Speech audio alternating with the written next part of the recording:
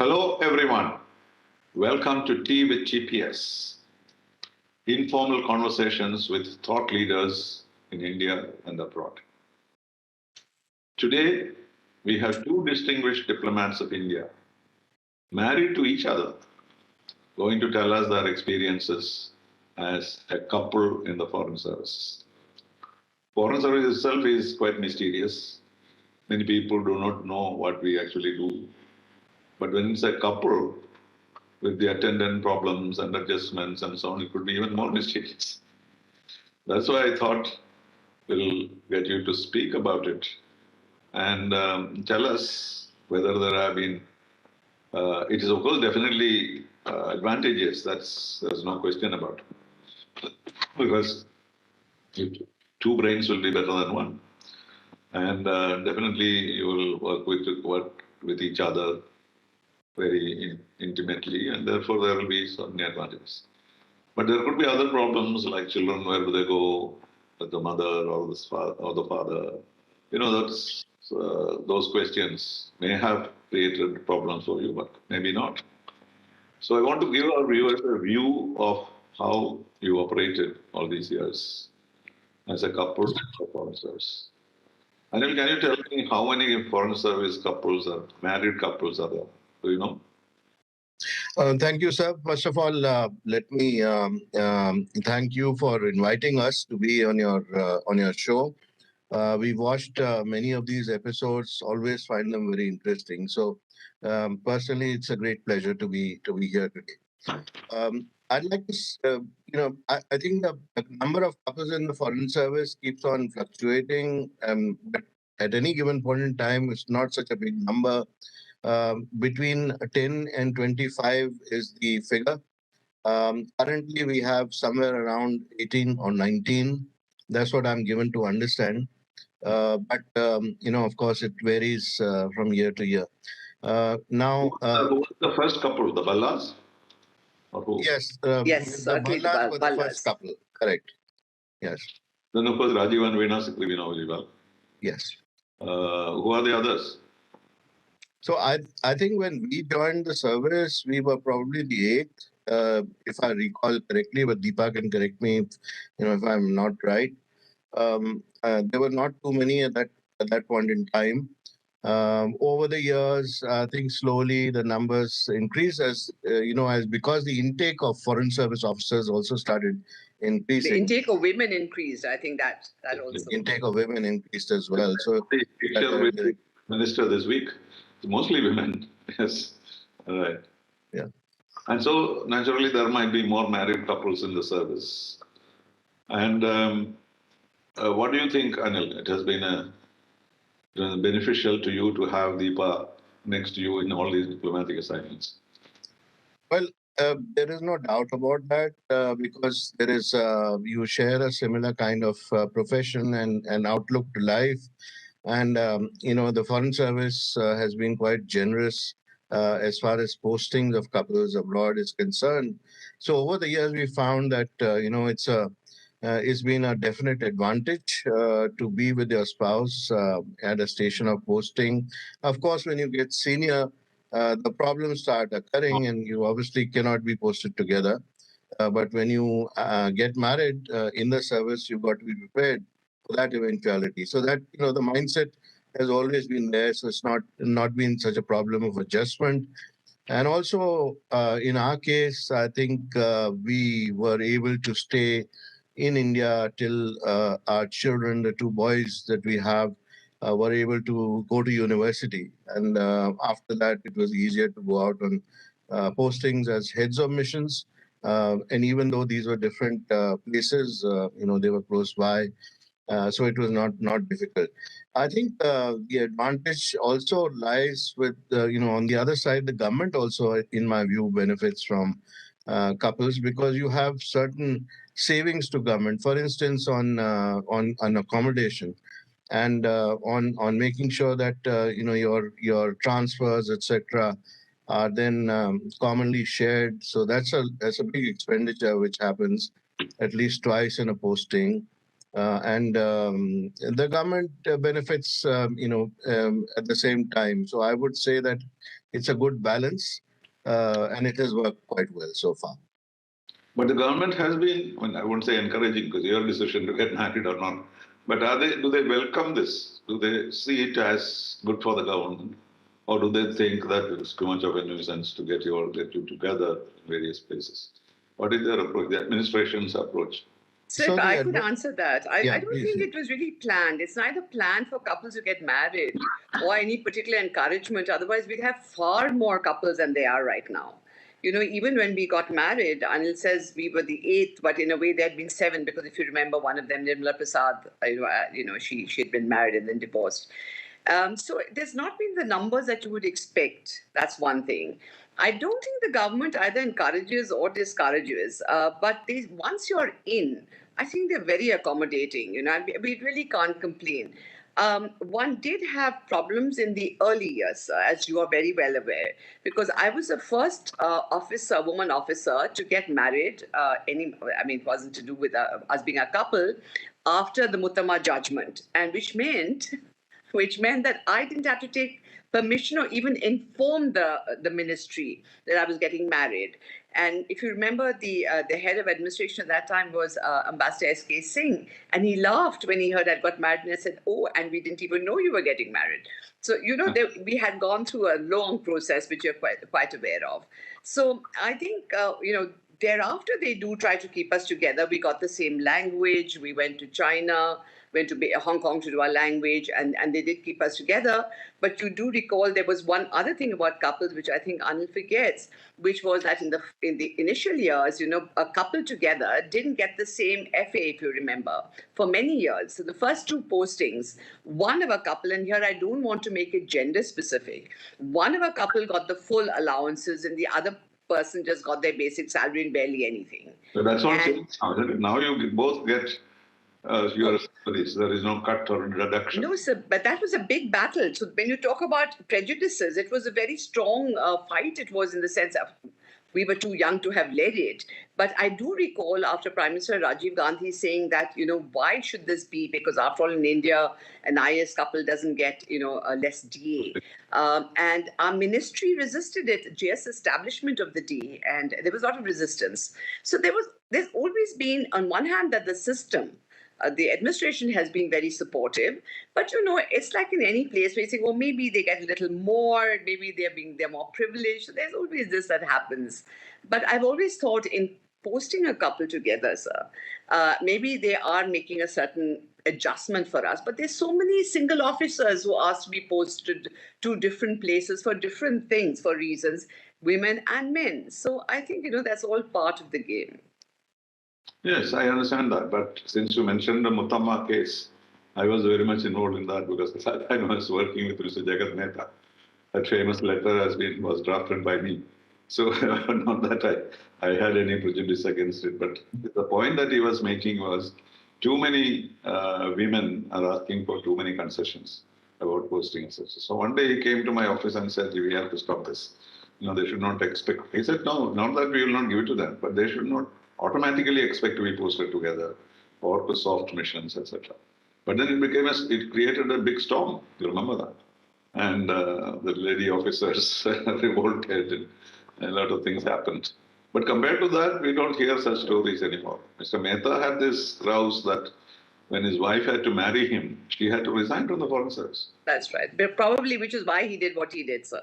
Because but I tell you also about appropriateness, sir, because when I went for the interview, and this is something that I do want audiences to know, the chairman of the UPSC board, when I entered the room, he said to me, as I entered the room, he said, so you want to marry a cook? And, I was so taken aback, what the UPSC interviews are like, and you're quite nervous. And I said, I beg your pardon, I didn't understand, sir, what you said. And he said, you've opted for the Foreign Service, who in the world is going to marry you? So, they were politically very incorrect times. I think young people nowadays would not take those kind of questions at all, and neither would they be asked, I think. I think the times have changed. No, that is true. But there is always this worry. In the year before last, we got 4 women to the Foreign Service. That's my kind of mission from our academy. And I had to call all the 4 parents and talk to them into accepting that, because they were all kind of questions. So So I gave the examples of you and Nirvama and various others saying how successful they have been. But they were still very reluctant to let women join the foreign service. But in your case, of course, this is very, very special. And how many posts were you together? China and then what else?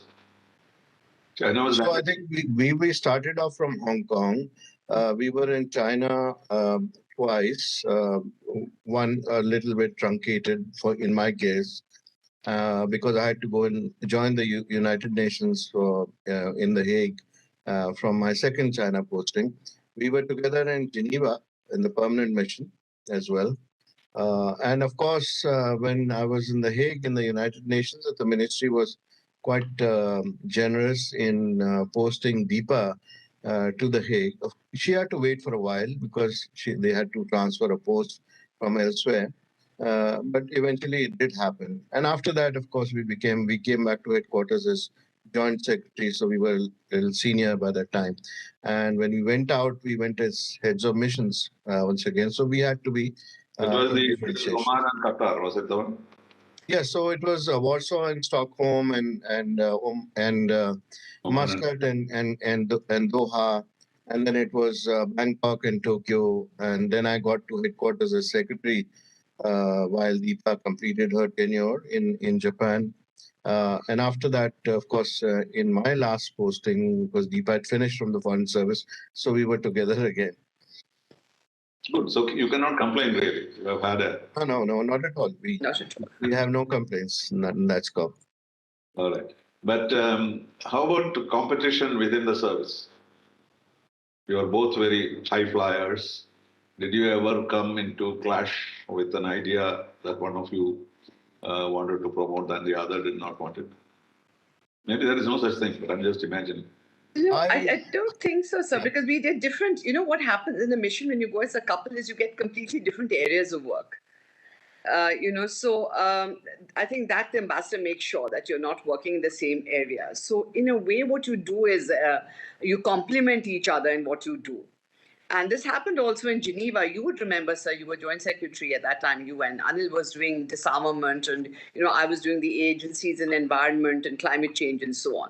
So there haven't been really overlaps, but I could tell you one a place where it really helped, and that was when Anil talks about going to The Hague. So Anil was at that point of time, he had joined the OPCW, and I was posted to the mission.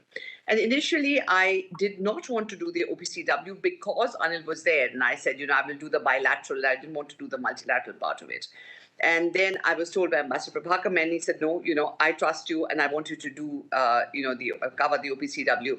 And there I think was very, very helpful for India, I would tell you that, to have two people in those kind of positions, where I think the best interests of India were served.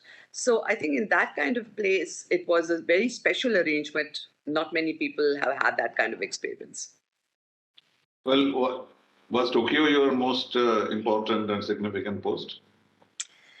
So it certainly was, in the sense that it was such a complete posting. You know how it is. You've done Japanese, and you've been Japan. It's such a. You did Japanese, no? You did Chinese. I did Chinese. I said you did Japanese, sir. Unlike me. But I never went back to Tokyo, as you can imagine. But That's a pity. That's really a pity because, when you know the language, it's a great advantage. And I thought knowing Chinese, I would know the kanji. It would be easy for me to be in Japan. But Japanese is a fairly difficult language. And I could tell you, sir, more difficult than Chinese. That's what my sense was. Yeah, I know that very well. That's right. That's right. But it was a very complete posting, in the sense that the political relations was excellent. Every aspect of the relationship was growing. That both the governments were so engaged in deepening the relationship and widening the areas of cooperation. So it was really one of the most fulfilling relationships that, there was, and one of the most fulfilling postings as HOM. I must say, and I'm sure anyone who goes to Japan has gone since me also will say the same thing, which is quite a difference from the earlier years. When there wasn't that zing in the relationship. It was there in the very early years. India did not matter at all, except for the Netaji's ashes or, Kinokuniya or some odd things like that. There was really nothing between us because their foreign policy was American foreign policy. And they just thought that we were a Soviet satellite. That's how they treated us. And on the NPT, it was really bad. Where it is necessary and not necessary, Japanese would irritate us, talk about it, and so on. So that lasted maybe just before you arrived there. And then it became much easier to deal with Japan. You know, So actually, the change had started in 2000. And so by the time I reached, actually, it was fairly well settled. The structures were in place, and this very, very wide-ranging, the interactions across the whole spectrum. So the only thing was one saw it grow, and one helped it grow, and one was part of that process, which was wonderful. Yes, of course, Shinzo Abe played a very big role, and you were there at that time. He was Prime Minister at that time, and we are still mourning him, and I believe the Prime Minister is likely to go for his funeral. So that much of attachment that we had with Shinzo Abe. And that is quite remarkable because he wanted relationship with India to be even better than its relations with the United States. That was his dream. But unfortunately, of course, he got to... So that teaches us, I think people don't realize how much role personalities can play. It was his personal commitment to India. He really believed in the relationship. And of course, I'm not saying that he, lost sight of Japan's core interests, but he saw really the complementarities and he worked very hard on it. And what I think many people do not know is that after he stepped down as Prime Minister due to ill health, do you know he asked and took over the chairmanship of the Japan-India Association, which is one of the oldest friendship associations of the world. And he was chairman of the Japan-India Association when he died. And it was very, very, I think a lot of us very moved. He remained very active till the end of his life. That's right. That was remarkable. And you only have to speak to Ambassador Asrani to know about the differences between his time and now. Because Ambassador Asrani and myself, we worked together in Japan. But at that time, except for young credit or something, there was really nothing. Prime Minister's visits took place. There was no... So we have prime ministerial summits every year. We are the only country with which Japan has a prime ministerial summit annually. So you can imagine what that means. One's over and you're working for the next summit and you're looking for, new areas of collaboration, cooperation. So this is it's a very special relationship. And I'm quite happy that, I had the opportunity to be there. And I was, again, the first woman. They made much of the fact that I was the first woman here and the first woman there, which isn't a great deal because, since women became senior, we did end up being first in different places. But it was kind of a bit overplayed. Traditional life, they don't consider women as very important, you know that. They cannot go beyond clerical or secretarial appointments. But of course, it has changed even now. But the whole society, as I understood it, was the women had a rather difficult time at that time. So, and as a woman ambassador, maybe you had a better sense of what was happening. And of course, even more in Qatar, you were the first Hindu or Indian woman to be ambassador to Qatar. They didn't have any problem with that. No, sir, not really. I must tell you that I think when I went to present my credentials to the Emir of Qatar, he said a very strange thing to me. He said he was so honored that he thought India felt Qatar was ready to accept a woman ambassador.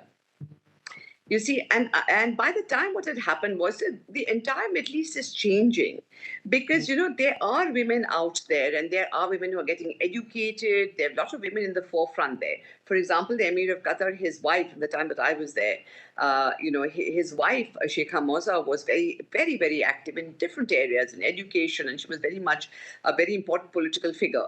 So I didn't find any problems at all. And I'll tell you why. First of all, India, irrespective of who we sent, they accept the ambassador as something very important because when, the Indians are double of your local population, they have to deal with the Indian ambassador no matter who or what. That's the first thing. Saudi Arabia is different, isn't it?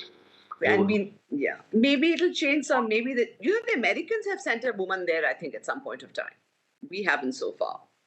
No, even non-Muslims have not sent so far to Saudi Arabia, isn't it? No, we haven't. But I can tell you that in Qatar, one was that, and one was the other thing was, of course, your own people, the Indians who were there.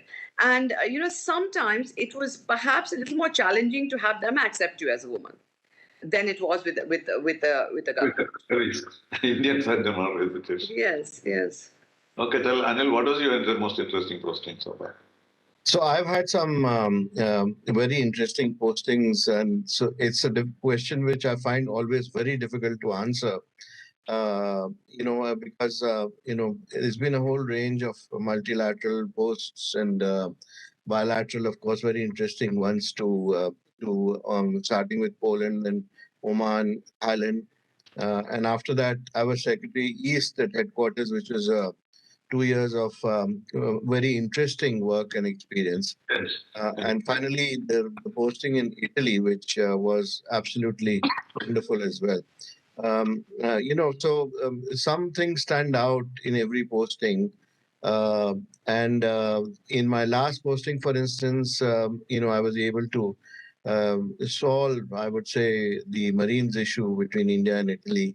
And since you're from living in Kerala right now, you would understand how emotional the issue was.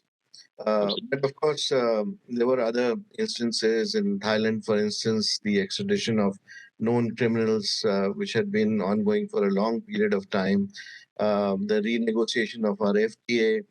So, from the commercial angle, it was extremely important. But I would actually pick my posting in Muscat as the most interesting, posting to any country.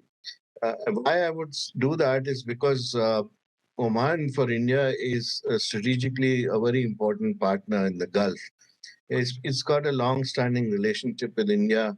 Most of the important families in Oman have had trading relationships with Western India, in particular with Gujarat and Maharashtra, for instance.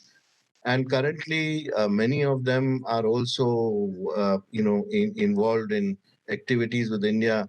There were as many as 160 CEOs at that point in time running various Omani companies. And strategically and in the defense sector, we had a cooperation which was quite unprecedented. So that was an era where India-Oman relations were really at their peak. They still are, by the way. They're still, progressing quite well. We also had a very important element there, which is not just the CEOs and Indians who were doing well, but 700,000 Indians in all. Many of them were workers, blue collar workers, who required special attention. And to me, it was a very satisfying experience, which I never got anywhere else, where I could actually help, the Indian workers in particular, and also contribute to improving their working conditions. That was possible only because of the reach and understanding that as an ambassador you have with the top leadership in Oman. At that time, Sultan Qaboos was at the helm, a very benign ruler, and with good intentions towards India. And we could obviously reach out to his ministers very easily. In particular, I remember the amnesty which Oman offered to as many as 20,000 illegal Indians who were staying in Oman at that point in time. Not an easy task to repatriate them, but the Indian community came forward, helped a lot with that process, and we were able to use our premises in the embassy to set up air-conditioned tents where we could register them and send them all back on a personal guarantee that I gave to the ministry, concerned Ministry of Labor in Oman. So they were very trusting and they trusted the relationship. And that was a catalyst and a means to contribute a lot. And so personally, every day was new and every day was very satisfying for me there. Well, most of them, your clients are Malayalis. So did you use Deepa to influence them? Yes, of course. They were quite very happy that my wife was a Malayali, and not only that, that she was at that time ambassador in Qatar, neighboring country in the Gulf. So whenever she had to come down, and since we are entering the Onam days, I recall that various Malayali associations used to insist that she should come and speak to them in Malayalam, of course. And so she has her own stories about those sessions that we have with the Malayali community. But it was a matter of pride for them that the ambassador's wife was from Kerala. Yeah, right. That's what I thought. It would have given you an advantage. What did you think of it, Deepa? Were you able to communicate with them better? Yeah, no, so I must tell you something that my Malayalam vastly improved while I was in the Gulf. Vastly, vastly improved because, one just had to speak. I mean, ordinary, conversations are not difficult, which you could do. But, when you had to go and speak somewhere in public, I mean, it terrified me to begin with because, I had never lived in Kerala, I lived outside. But of course, the expectation was that, they would expect you as a ambassador from Kerala to speak in Malayalam. But wonderful. I mean, they were very, very supportive community. Very interesting. I also reflected much of what was happening in Kerala was reflected there in a microcosm, in the Middle East. And yes, Anil had this advantage, of while not being a South Indian, because there is sometimes before you send an ambassador to the Middle East, they say, he's not from the South, and the numbers are, the majority are from there. So he had this advantage of having me as his wife. But I must say equally so that, when you're there, you know how the communities are, and wherever we are a diverse country, but we do have different groups. I think for me to be accepted as part, as sort of a part of the, not as a North Indian, but an all India character between the two of us. So I think as a couple, the fact that we were North and South certainly did help. And which is one of the reasons I kept my name hyphenated, because when they heard Deepa, Gopal and Wadhwa, they knew immediately that it was a North-South element there. Right. So that must have been a good thing for them, to imagine that the ambassador has a Malayali wife, so he may be more considerate to the Malayali community. It could have worked like that, I'm sure. But other postings, Deepa, which were Sweden and what else? Sweden, Latvia, Japan, and not too many. No? You were mainly in Delhi most of the time. No, sir, I must say, I mean, every posting, if you look at the career of a foreign service officer, the opportunities and the diversity and it's just so much. So, for example, doing Chinese and going to China, and in that, my doing Chinese, there is an element of the fact that I married Anil because Anil had already done Chinese in university, which is why I ended up doing Chinese. And then coming back, I worked on Pakistan.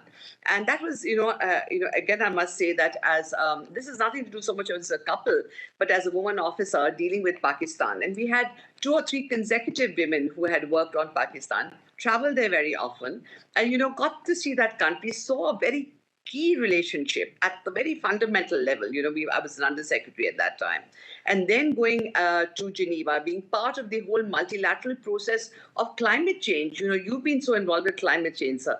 The climate change thing at that point of time, I mean, it came out of the IPCC. Who in the world was talking climate change and sustainable development? And now, of course, everybody does. But seeing that process. As we used to say, we had movers and shakers. Yes, very much. Very much so. He was first class. He was my boss too. That's right, sir. Fascinating to work with him, and the expertise that he brings into the issue. He doesn't advertise it, but he drafted the climate change convention, didn't he? Very much so. We were his briefcase carriers. Ambassador Dasgupta, was so well considered globally. The Indian delegation, the entire Indian delegation, sir. I mean, in India, its position in climate change.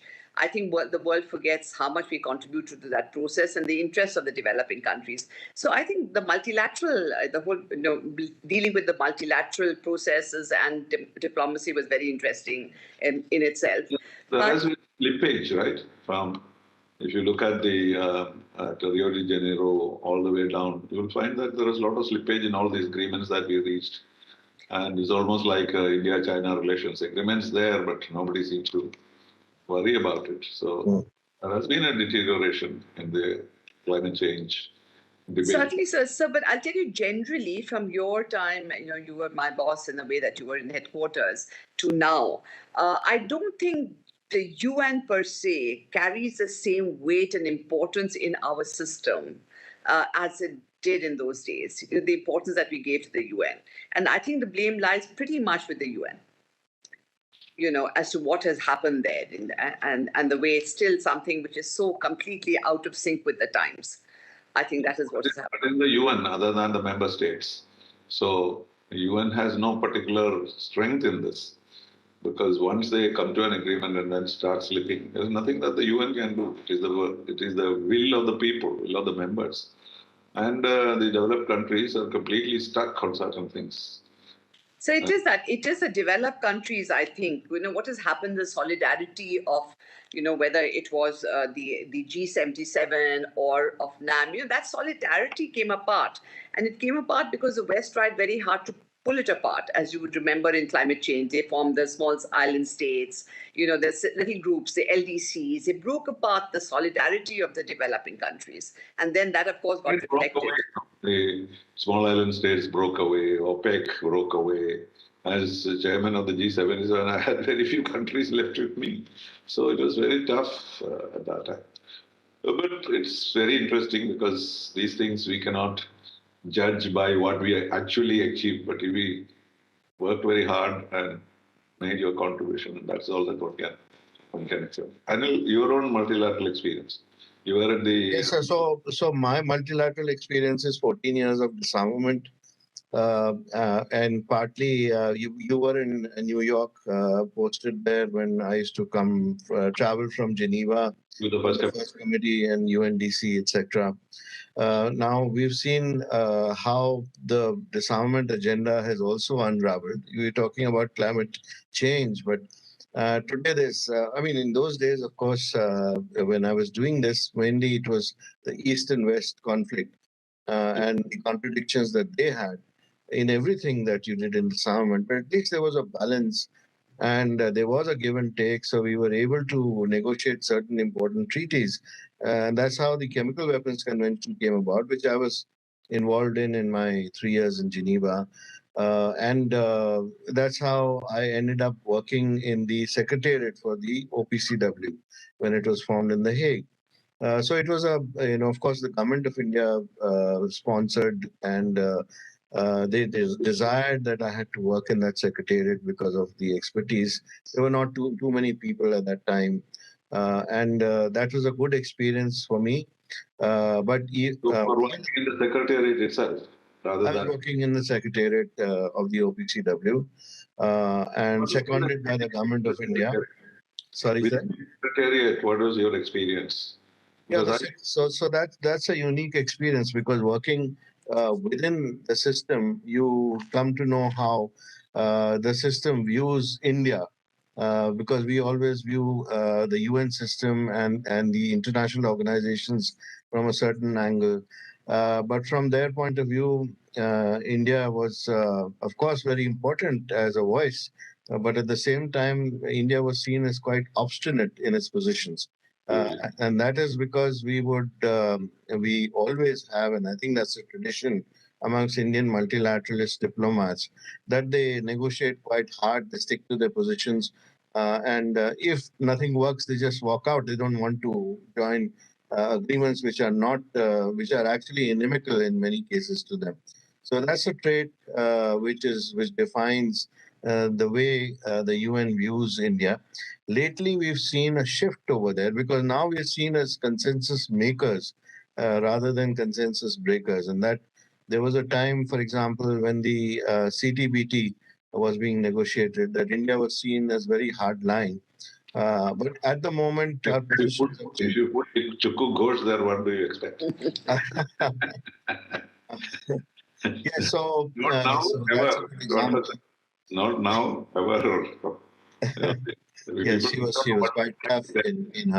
in her stance, Yeah. and so I was saying that we had a different worldview at that point in time. We've evolved over time. We've become more, as people who bring other countries together now, and our voice has become much more important as we have grown economically. So that's a direct reflection of where we are in the United Nations system. Of course, our agenda has not gone forward too much, especially on issues like terrorism, etc. And we want to get back to genuine disarmament, but at the moment there is a big gulf between the East, I would say, the Russian Federation and the United States, and China, of course, which has progressed quite a bit. They also do not want consensus on many issues especially outer space, for instance, which they themselves used to push earlier as the gap has narrowed. So we've seen an evolution there, and I think the multilateral system as a whole is suffering. India has, as you know, you've been in the UN, and we know that India has been pushing the agenda of the reform of the UN system for a very long period of time. Our main interests being in reform of the United Nations Security Council so that India can find a voice and a place. But that consensus has eluded everyone because of the vested interests which are there in the UN. And that's why, there's been a certain amount of ineffectiveness which has crept in. Second issue is the financing of the UN system, where individual countries have started financing individual projects, which are pet peeves of those countries and pet themes that they want to put forward.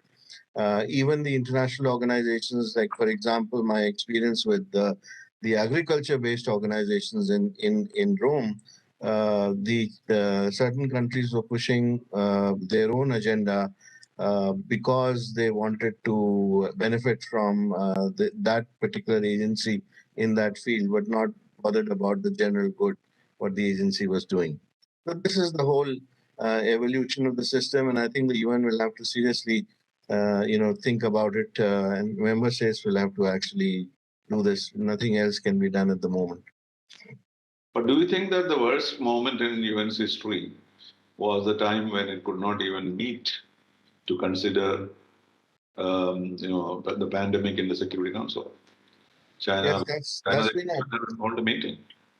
that So, has been a big low, and I think that that is something which could have easily been avoided if there was good leadership. I would say in WHO or amongst the WHO echelons, there was no consensus on how to go about investigations as well, and of course they were not helped by the Chinese attitude. So we all know the result.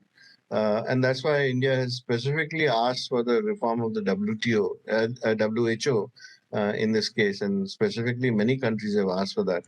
So I'm sure that leaving the pandemic to the WHO was a real disaster because it they're was only a health agency. They're not. They don't have the capacity to do with that.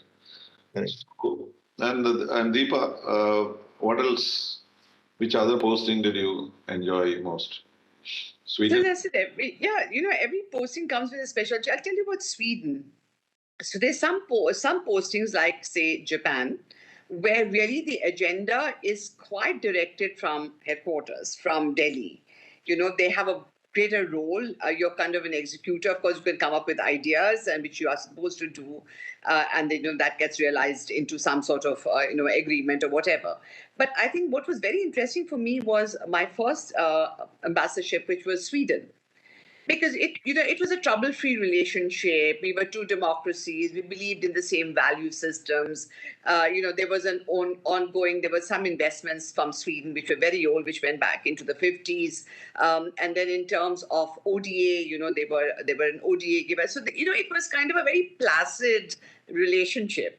And there was a canvas for us as HOMs to do what you wanted with it, take it in what direction you wanted. And that I found extremely interesting. Because I got at the end of it a lot of bilateral agreements signed. You looked at the economic relationship, you looked at, deepening the political relationship, understanding for, what the Scandinavians are. They sort of stand in judgment quite a bit on other countries. So got together a whole group in the Swedish Parliament, Friends of India group, where I would go and keep talking to them about issues from climate change to women's rights to all kinds of issues to do with India which concern them.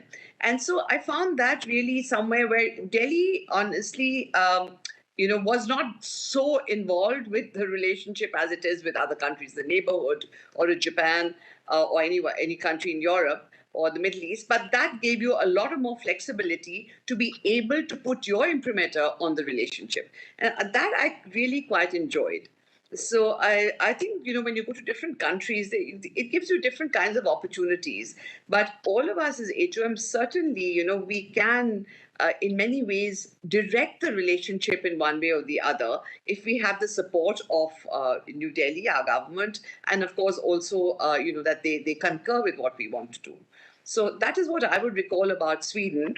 And going back, so we started in China. And I could not talk about China because, having seen China when we first went there in 1983 on our first posting after learning Chinese, and seeing the change in the course of our lifetimes from the China of then to the China of today.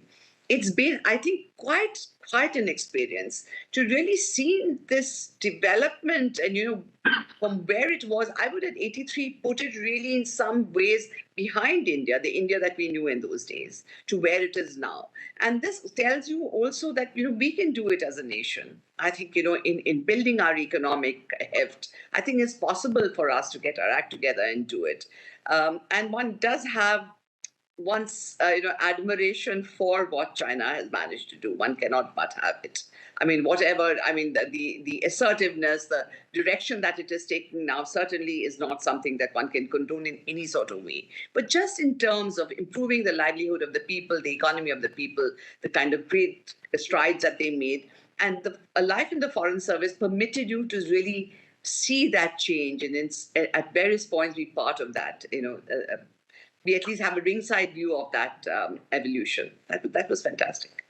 But now our relations with China is not at all good, right? So one went through absolutely. No basis at all for our relationship. All the agreements have been violated. So we need to start from scratch. This is his judgment. Do you agree with that? I think so, sir. In fact, we were just there the other day when the EM was talking about this whole business of the trust between the two countries. When we talked about peace and tranquility on the border, being extremely important for our bilateral relationship to develop. And that they have gone back on each one of the agreements. In fact, I was in China during the 1993 visit of Prime Minister Narasimha Rao when we signed that peace and tranquility agreement, and I know all that went into it. So in a way, it's been a betrayal of that trust from as far as we are concerned. And obviously, it's going to take a long time to build that up. Do that, because I remember as a schoolboy, shouting from the rooftops saying that we will not talk to the Chinese unless we get Aksai back. You see, that was the mindset that we had. And after that, how much we have moved away from it. So that they have managed to do that purposefully and deliberately. And that is where the tragedy is. So I don't know how we'll go back to it. But what is your assessment of the present situation, let's say Russia, Ukraine, and what is in store for us? I would leave that to Anil. He has been JSE and dealt with Russia. Okay. So I dealt with both countries for 4 years from headquarters, sir. You do a lot of Australia. Were you ever posted there? No, I was secretary looking after Australia from headquarters. And I have written, by the way, an Australia Economic Strategy report for the Minister of Commerce and Industry, which was done over 2018-19 before the pandemic. And it was released by the minister in November 2020. It's a very detailed report, about 200 pages, where I consulted more than 600 companies from both sides, institutions and companies. And this report identifies 20 sectors where we can make progress and how we can make it, and what should be done by both sides to what are the steps to be taken to get to that point. So following the report, we've had a signature of an ECPA between India and Australia, which is a limited free trade agreement. I wouldn't call it limited because it's already covers 86 to 90% of goods which are traded between us. And we are now working towards a comprehensive SECA, Comprehensive Economic Cooperation Agreement, which should cover things like services and digital trade, etc. So the basis for these agreements has been this report and also an earlier report written by the former ambassador of Australia to India, Peter Verghese. And between them, I think Is he still in the university? Peter is still in the university? Or? yes, he is with the University of Queensland. He's vice chancellor. Yes. Right. So Australian relations have definitely improved Oh, because yes, it's been a sea change in the relationship over the past few years. I think geopolitically, the two countries are very close today. We made a lot of progress in things, areas like defense, for instance, and especially in the naval side. Of course, economically, the agreements have been put into place. There's a very important agreement on critical minerals, which has been put into place. And that is going to actually help fuel the battery revolution in India, the e-mobility sector, which is going to actually benefit a lot from the relationship with Australia. In fact, the whole gamut of commodities, whether you take LNG or coal or rare earths for that matter, they're all now streamlined because of this relationship with Australia. and Um, also because Australia has moved away from China. That's also an important fact. yes, because I would say partially that is the reason, but geopolitically, of course, Australia will never get back to the same situation as it was with China a few years ago, unless something drastic happens in the world. And the decision has been made to move away and find new partners. Amongst the new partners that Australia has looked for are India and Indonesia, in particular in Asia. And being closer to Indonesia, these countries are definitely going to be in the focus of Australian attempts to improve the relationship even further. But coming back to the question of Russia and Ukraine, again, for 4 years, between 2000 and 2004, when I was in the ministry as a joint secretary, I was looking after both these countries.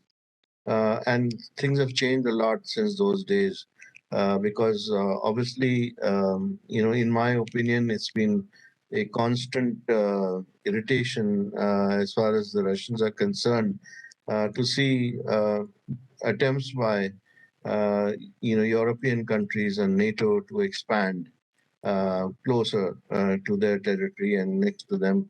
Of course, they've been protesting all this while, and we can put that down as one of the reasons why we are in a situation where we are today. That does not, of course, justify aggression and invasion of another country's territory, which we have also articulated quite clearly in our statements in the United Nations. And the But latest vote, of course, gives an indication of how we are thinking, isn't yes, it? that's correct. So that's correct. And but I think it's in the if this continues, the war continues for a longer time. Obviously, the rest of the world, which is especially the developing world in Asia and Africa, will definitely suffer because we've seen a higher, price rises in fuel, for instance, shortage of agriculture commodities, especially food grains for which feed Africa. And then we've had a fertilizer shortage. Europe is facing a tremendous energy crunch. And the result has been that they bought energy at a much higher price. And of course, supplies have been diverted to Europe from much needed supplies in the developing world. So it's got its own cascading effect. And I think in it should be in the interest of everyone to make sure that it ends quickly. Otherwise, this devastation will continue.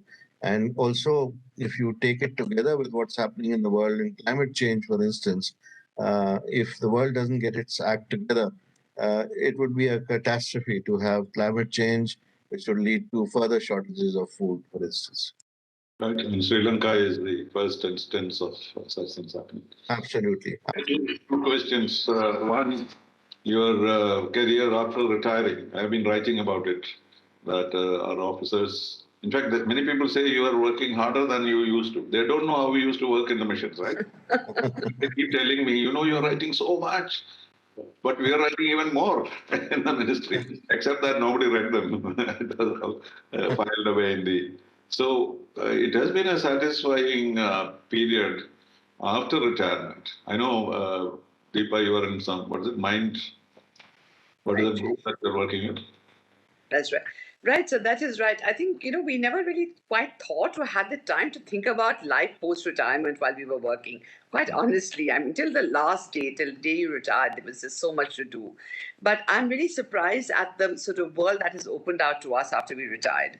One of the things that has happened is there's a mushrooming of think tanks, much more than they were before.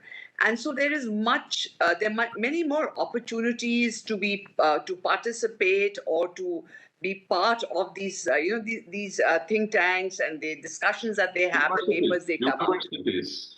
I've been very selective, but still I'm teaching in two universities, even if I don't want to. But that kind of opportunity, in fact, in my book, you may have heard about it. I have written about the post-retirement opportunities for foreign service officers.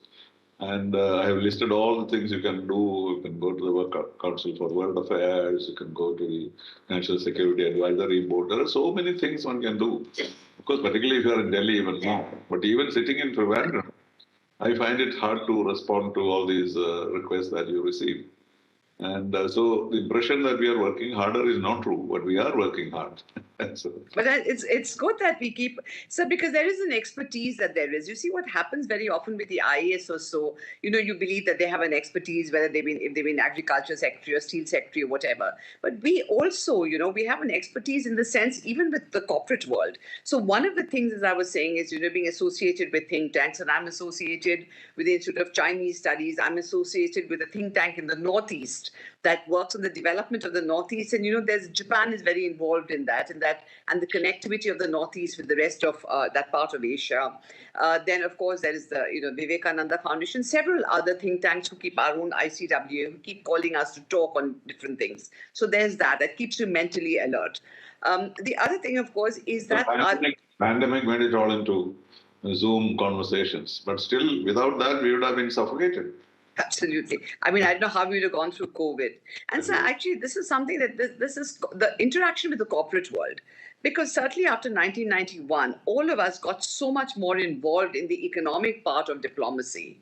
And I recall that when I was in the Middle East, the local ministers, the mentality was that no matter who it is, the head of whichever corporation it is, he must come with the ambassador to meet the ministers to have credibility. So one ended up pushing our own, and quite rightly so. The Europeans do it unabashedly. The Americans do it. And, we got into this game a little late. But to be able to really promote our flagship companies, and it was so important that we did it. So I think that kind of experience and what are the expectations and how does one do business with the world and, promoting India all over the place, I think that is, I find it has great value now after retirement, because we do work on, boards of companies as independent directors and as advisors to companies and have something to contribute. And I think that is something also which has been it was not something one anticipated before retirement, really. Yes, that I think is so when I'm talking about the foreign service, I talk about all this from training program up to post-retirement. And one observation I have made in that book is we are no more ambassadors, plenipotentiary and extraordinary. We are mere Sherpas.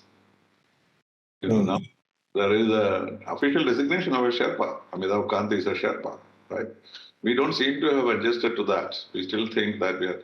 I wanted to name my book Sherpa, and my brother totally opposed to it. He said, your friends will all reject you because we are not Sherpas, we are ambassadors, plenipotentiary.